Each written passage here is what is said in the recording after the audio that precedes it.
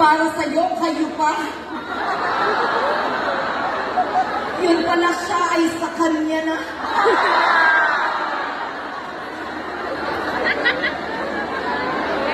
At ang sabi mo, I say goodbye to love.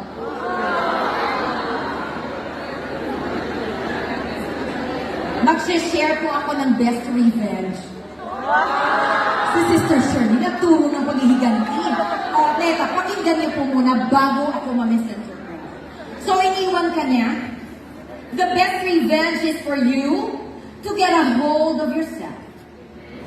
Get that sanity back. Get that, self-esteem intact. And strive to be a much better version of yourself. And after a new version of you has emerged from the experience, a stronger you, a smarter you, a wiser you, a sexier you, eh di pwede ka na mag-post sa Facebook na may caption na, ito nga pala ang sinaya. Piti, huwag. Hindi mo siya deserve.